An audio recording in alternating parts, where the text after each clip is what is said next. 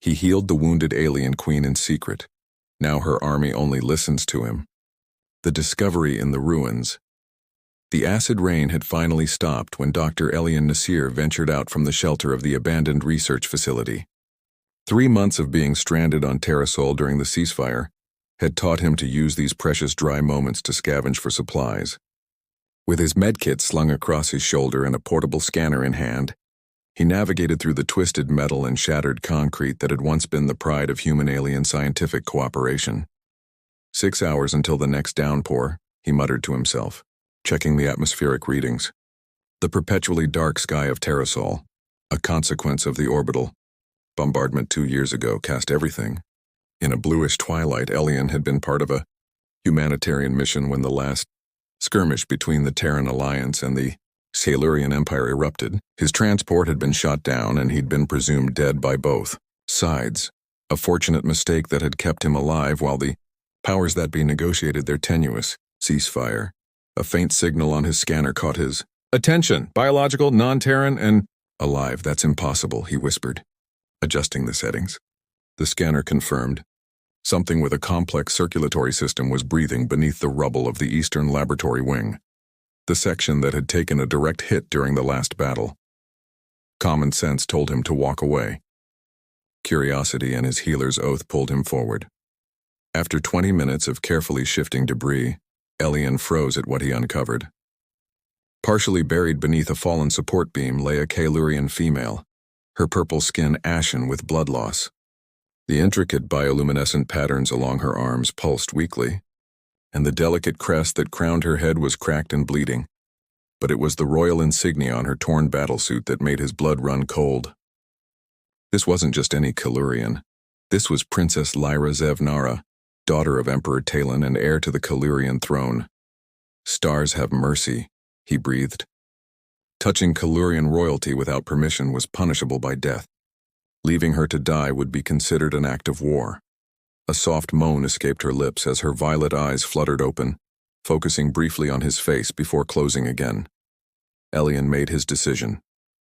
With careful movements, he administered a mild sedative from his kit, then fashioned a stretcher from debris in his own jacket. The underground laboratory where he'd been living had basic medical equipment. It would have to be enough. The journey back was agonizing. Twice he had to hide as patrol drones, he couldn't tell whose, buzzed overhead. By the time he reached his hideout, the princess's breathing had grown shallow, her pulse erratic under his fingers. Inside his makeshift medical bay, Elian worked frantically.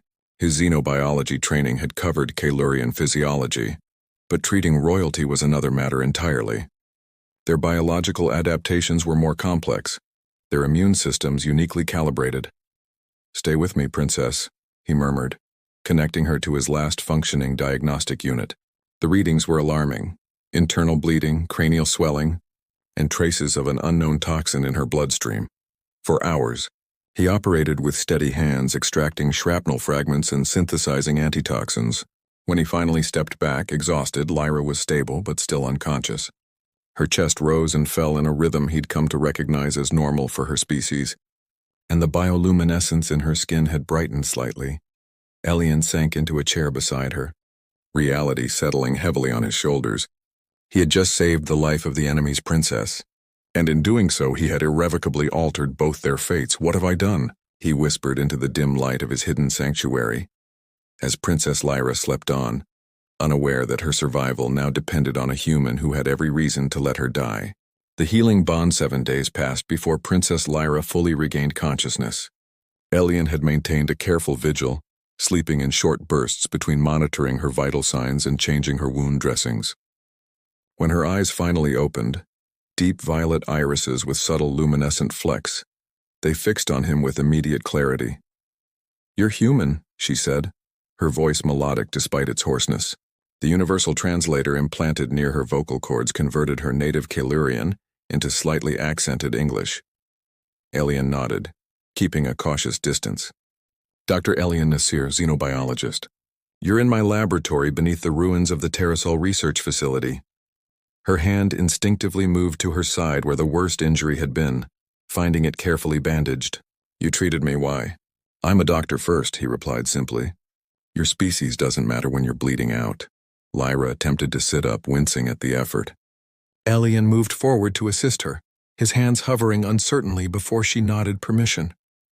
The moment his fingers touched her shoulders, a strange tingling sensation passed between them.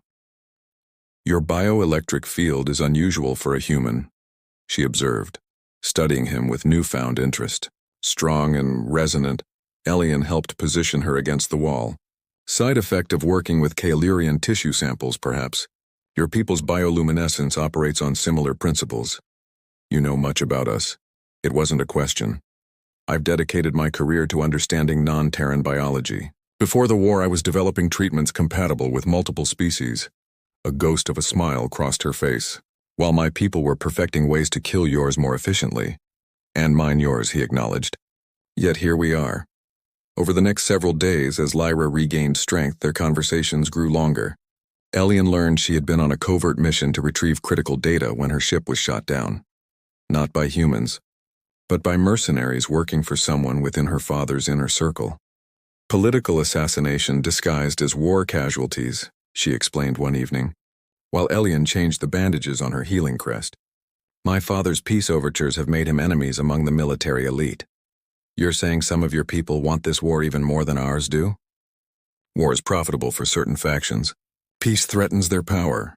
Alien's fingers paused in their work. "So you were working toward peace?" "I still am," she said softly. "If I survive to return." Their eyes met and something unspoken passed between them. That night, Alien noticed the bioluminescent patterns on Lyra's skin had begun to synchronize with his presence, brightening when he approached, pulsing in rhythm with his heartbeat. By the third week, Lyra was strong enough to move around the lab. She took interest in his research notes, offering insights into Kaelerian biology that no human scientist had ever documented. In return, he taught her about human medicine, art, and music, playing old Earth classics on a salvaged data pad. During one such exchange, their hands accidentally brushed while reaching for the same instrument. Neither pulled away. The contact lingered, her purple skin cool against his warm brown tone. "On my world," she whispered, "this level of bioenergetic synchrony only occurs between those with deep emotional connections." "And on mine," he responded, voice equally low. "We just call it chemistry." Her laugh, the first he'd heard, was like crystalline chimes. "Perhaps our species aren't so different after all." "Doctor." That night, as Alien slept, Lyra watched him from across the room, her royal crest glowing with a pattern that, in Kaelerian culture, signified something profound and irrevocable. By dawn, her decision was made, though she didn't yet understand all it would mean for both their worlds. The royal mark. The explosion shook the laboratory with enough force to collapse part of the ceiling. Alien threw himself over Lyra instinctively, shielding her from falling debris as dust filled the air. "They found us," she gasped, clutching his arm. "My tracking implant must have reactivated when my strength returned." Alien helped her to her feet. "We need to move." "Too late," Lyra interrupted, her head tilting toward the entrance. Her senses, far more acute than human, had already detected what Alien couldn't. "They're already inside." Moments later, the door blasted open. 3 Kaelerian warriors in sleek battle armor entered, weapons trained on Alien. Their skin patterns pulsed with aggressive red undertones. Crests fully extended in combat posture. "Step away from the princess," the leader commanded, his translator making his voice sound metallic and cold. Alien raised his hands slowly. "I'm a doctor. I've been treating her injuries. Silence, human." The warrior advanced only to stop abruptly when Lyra moved to stand between them. "Commander Dravik," she addressed him in their native tongue, before switching to English. "This man saved my life. He will not be harmed." Dravik's expression shifted from hostile to confused as his eyes darted between Lyra and Alien. "Your Highness, protocol demands—" "Look at my life signs, cousin," she interrupted. "I was mortally wounded. Do you think I survived on my own?" The commander hesitated, then activated a scanner on his wrist gauntlet. As the beam passed over both of them, his eyes widened in shock. The other warriors lowered their weapons immediately, expressions turning from aggression to something like reverence. "Impossible," Dravik whispered. "What's happening?" Alien asked, bewildered by the sudden change. Lyra turned to him, her expression both tender and worried. During my healing, while our bioelectric fields synchronized, my body initiated the astral sigil bond. The what? Commander Dravik knelt on one knee, the other warriors following suit. The human bears the royal psychic imprint. He carries the princess's sigil. I don't understand, Elian said, looking between the kneeling warriors and Lyra's apologetic face. The astral sigil is a neurobiological connection formed by Kalurian royalty, she explained gently. It's typically bestowed on chosen mates or heirs. It means you can speak with my authority. My people will recognize your commands as extensions of my will. Elian stared at her in disbelief. You're saying they'll obey me? When your intentions align with my well-being, yes. It's a fail-safe evolved by our ancestors, ensuring those who care for royalty can protect them even in their absence. She touched his chest lightly. My body recognized what my mind had already decided. You are trustworthy. Your Highness, Dravik interrupted, still kneeling but clearly struggling with the situation. The Emperor must be informed, and the human. He must be brought to the capital for evaluation. His name is Dr. Elian Nasir, Lyra corrected firmly. And yes, we will both return to face my father, but as allies, not as prisoner and princess. As they prepared to depart, gathering Elian's research and medical supplies, Dravik approached him privately. I don't know how you earned this honor, human, he said quietly. But understand this. The sigil is permanent. Your life is now bound to hers for better or worse. I never asked for this, Elian replied. Dravik's expression hardened. Neither did we, but war has made strangers of us all. He gestured to the waiting transport. The royal guard will follow your commands that serve the princess, but cross that line. He left the threat unspoken. As they boarded the sleek Kalurian vessel, Elian caught Lyra watching him, her expression conflicted. The bioluminescent patterns across her skin pulsed in time with his heartbeat, visible evidence of a bond he hadn't chosen but couldn't deny. The ship lifted off, leaving behind the ruins where an impossible connection had formed, one that would soon challenge two civilizations and redefine the meaning of loyalty, power, and love across the stars. As diplomatic danced the Kalurian capital ship, Astral Sovereign hung in space like a massive crystalline organism, its translucent hull revealing the intricate network of bioluminescent corridors within. Elian stood beside Lyra on the observation deck, watching as they approached the massive vessel that served as both mobile palace and military command center for the Emperor. Your father is on that ship? He asked, struggling to maintain his composure. In the 3 days since leaving Terrasol, the reality of his situation had slowly crystallized. He was about to meet the leader of an empire that had been at war with humanity for 5 years. Along with the High Council and representatives from all 7 noble houses, Lyra confirmed. Her formal attire, a flowing garment that enhanced rather than concealed the luminescent patterns across her purple skin, made her look every inch the royal she was. They've assembled to witness what they believe is impossible, a human bearing the astral sigil. Commander Dravik approached them, his posture stiff. We dock in 10 minutes, Your Highness. The Emperor requests a private audience before the formal presentation. Both of us? Elian asked. Just the princess, Dravik replied, not bothering to hide his satisfaction. Lyra touched Elian's arm reassuringly. Political maneuvering. My father wishes to understand the situation before it becomes public knowledge. And what exactly will you tell him? Her violet eyes met his with unexpected warmth. The truth. That you saved me when you had every reason not to. That our species' future might depend on the kind of compassion you showed. When they docked, Lyra was immediately escorted away by a contingent of royal guards. Elian found himself led to luxurious but clearly secured quarters. The room's beauty couldn't disguise its purpose as a comfortable prison. Hours passed before the door finally opened. Instead of Lyra, a tall Kalurian male entered, his elaborate crest and intricate skin patterns immediately identifying him as royalty. Emperor Talon Zevnara studied Elian with penetrating eyes that seemed to absorb every detail. Dr. Nasir, he said, his translator producing perfect, accentless English. You've created quite the conundrum for my empire. Elian bowed slightly, remembering Lyra's hasty lessons in royal protocol. That wasn't my intention, Your Majesty. Intentions rarely matter in politics. Results do. The Emperor circled him slowly.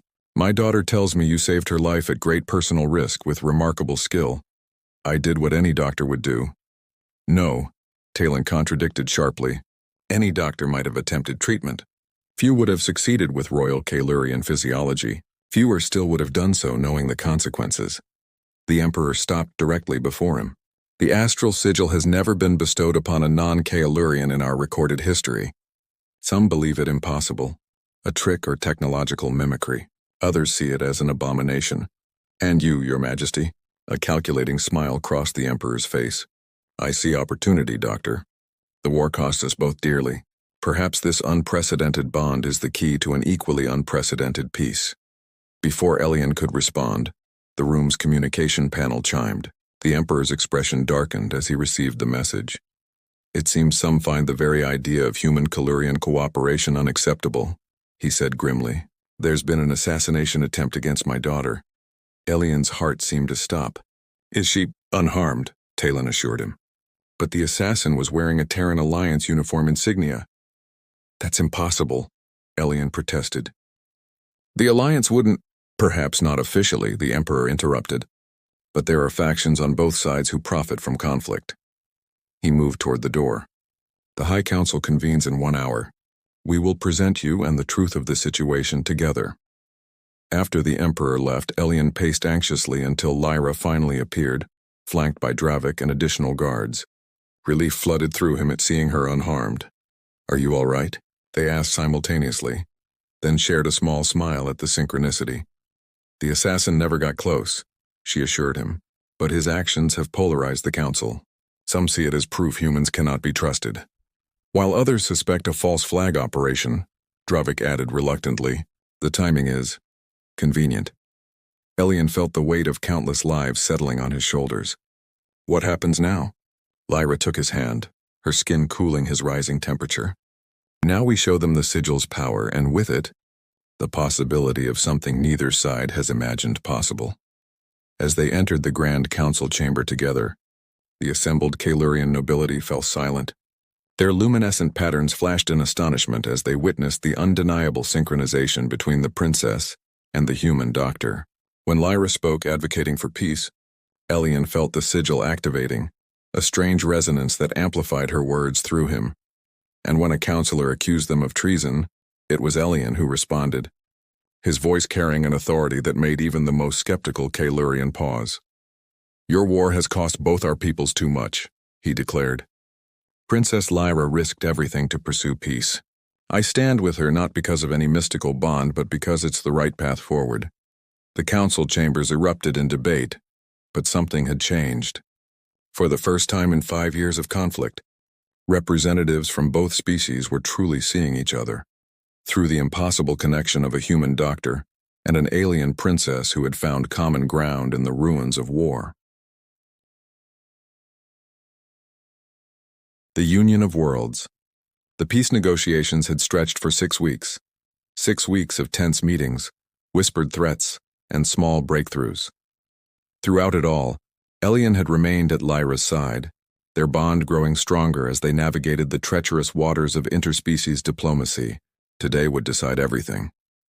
Representatives from the Terran Alliance had finally arrived on the neutral station, orbiting Proxima Centauri, the first official diplomatic mission between the species since the war began.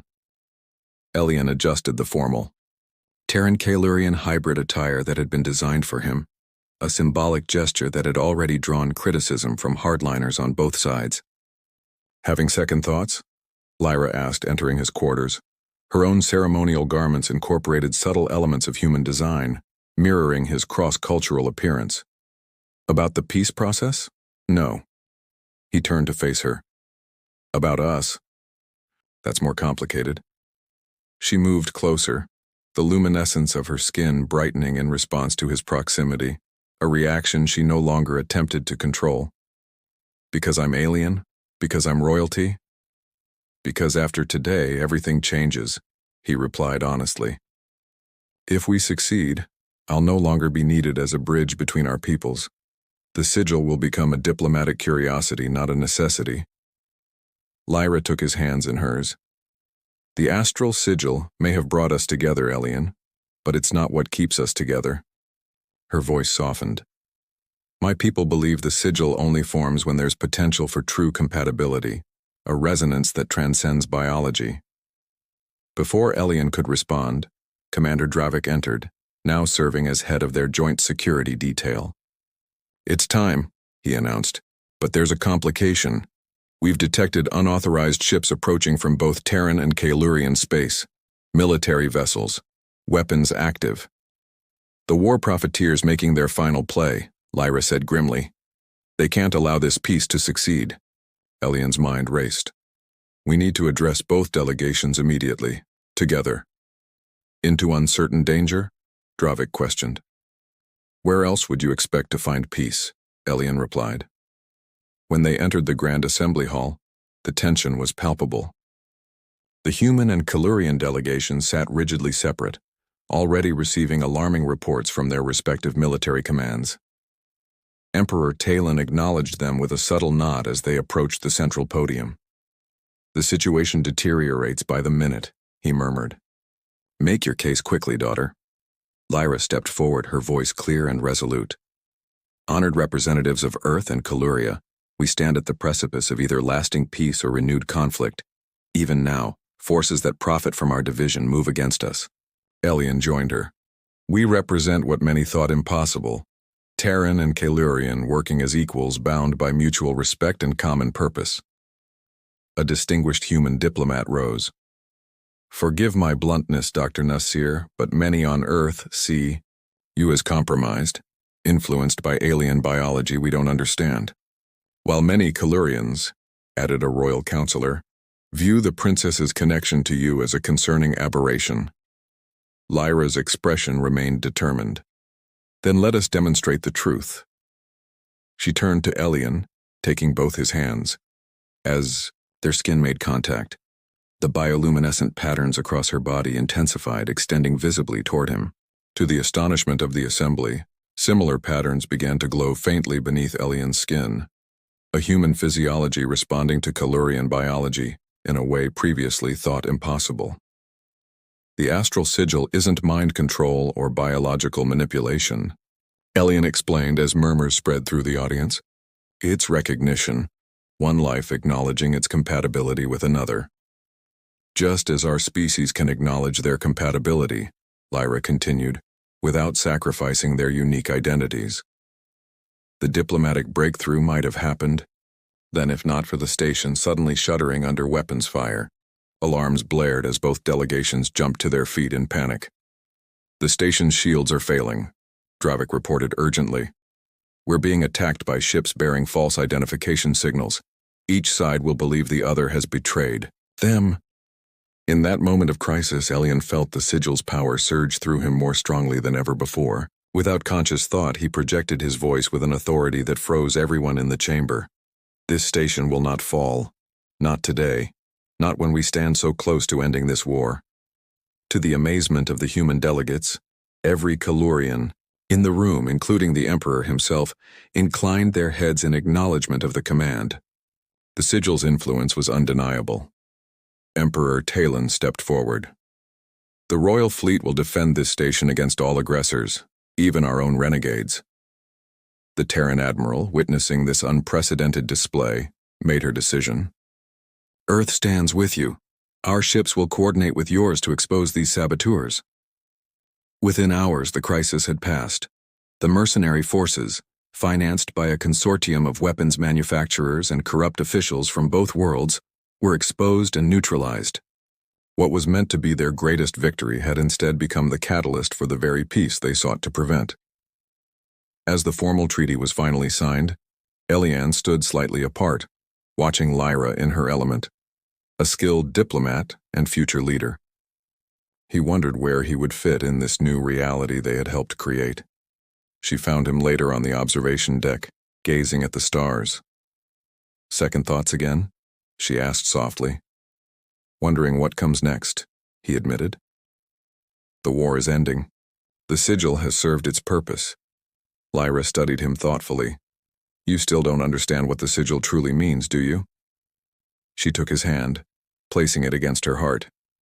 It's not a political tool or temporary connection.